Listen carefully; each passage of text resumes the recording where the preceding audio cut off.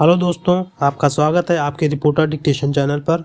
और मैं आज फिर से संसद में जो अभिभाषण हुआ था 75वीं वर्षगांठ पर भारत छोड़ो आंदोलन की, उसके लेके आया हूँ। लिखिएगा, कुछ ही सेकंड में स्टार्ट हो जाएगी। नया मैटर है अभी का है।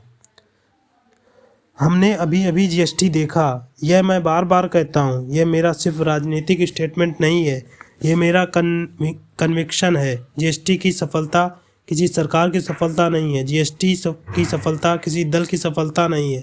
जीएसटी की सफलता इस सदन में बैठे हुए लोगों की इच्छा शक्ति का परिणाम है। चाहे यहाँ बैठे हों, चाहे वहाँ बैठे हों, यह सब को जाता है।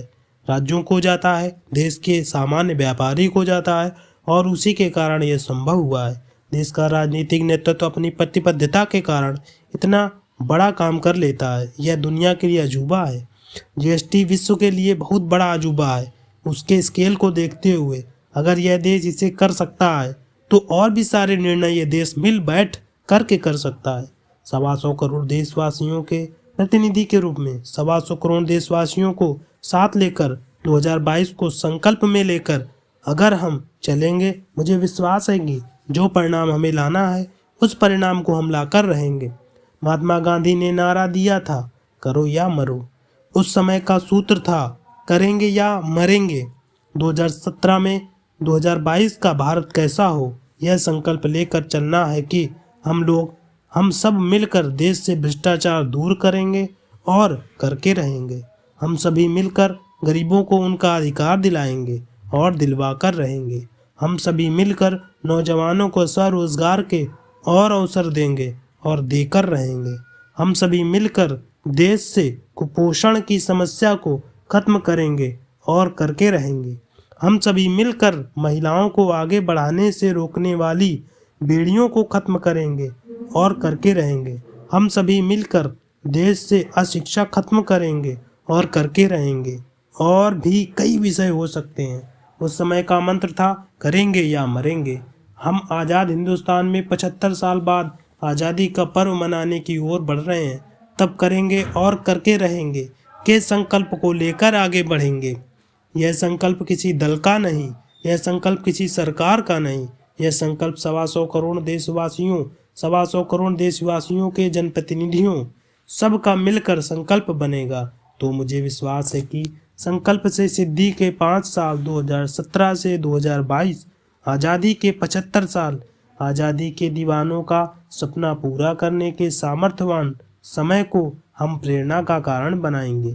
आज अगस्त क्रांति दिवस पर उन महापुरुषों का स्मरण करते हुए, उनके त्याग, तपस्या, बलिदान का स्मरण करते हुए, उस पुण्य स्मरण से आशीर्वाद मांगते हुए हम सब मिलकर कुछ बातों पर सहमति बनाकर देश को नेतृत्व दें, देश को समस्याओं से मुक्त करें, सपने, सामर्थ्य, शक्ति और लक्ष्य की पूर्ति के लिए आगे बढ़ें।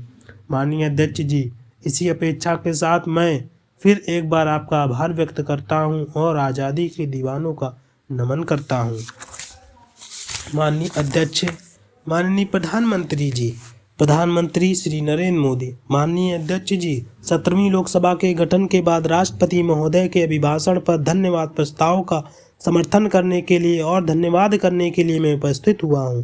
पैरा महोदय, राष्ट्रपति जी ने अपने भाषण में हम भारत को कहाँ ले जाना चाहते हैं, कैसे ले जाना चाहते हैं, भारत के सामान्य मानवीय की आशा आकांक्षाओं की पूर्ति के लिए किन चीज़ों को प्राथमिकता देना चाहते हैं, किन चीज़ों पर बल देना चाहते हैं, उसका एक खाका खींचने का प्रयास किया है। पैरा, राष्ट्रपति जी का अभिभाषण देश के सामान्य मानवीय ने जिस आशा आकांक्षाओं के साथ इस सदन में हम सबको भेजा है, उसकी एक प्रकार से प्रतिध्वनि है, और इसलिए इस अभिभाषण का धन्यवाद एक प्रकार से देश के कोटि कोटि जनों का भी धन्यवाद है। एक सशक्त, सुरक्षित, समृद्ध, समावेशी ऐसे राष्ट्र का सपना हमारे देश के अनेक महापुरुषों ने देखा है। उसको पूर्ण करने के लिए संकल्पबद्ध होकर अधिक गति, अधिक तीव्रता के साथ हम सबको मिलजुल कर आगे बढ़ना यह समय की मांग है, देश की अपेक्षा है। और आज के वैश्विक वातावरण में ये अवसर भारत को खोना नहीं चाहिए।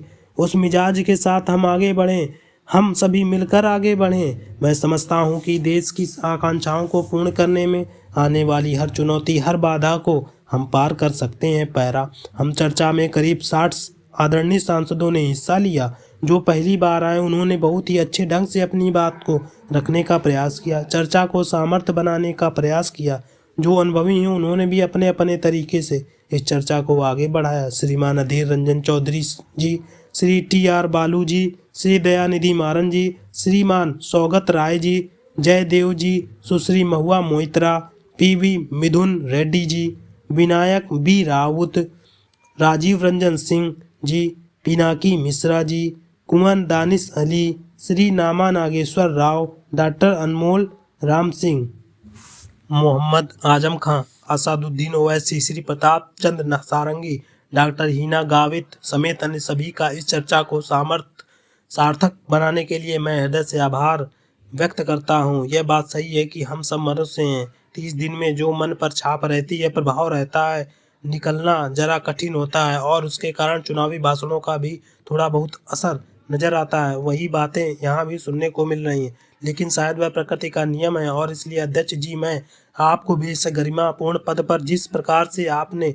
इस सदन का संचालन किया, पूरी चर्चा को सबको विश्वास में लेते हुए आगे बढ़ाया, आप इस पद पर नए हैं और जब आप नए होते हैं तो कुछ लोगों का मन भी करता है कि जरा आपकी शुरू में ही परेशानी बढ़ा दे। लेकिन इन सब स्थितियों के बावजूद भी आपने बहुत ही बढ़िया ढंग से इन सारी चीज़ों को चलाया। इसके लिए मैं आपको बहुत बहुत बधाई देता हूं और मैं सदन को भी, ये नए स्पीकर महोदय को सहयोग देने के लिए भी उनका आभार व्यक्त करता हूं।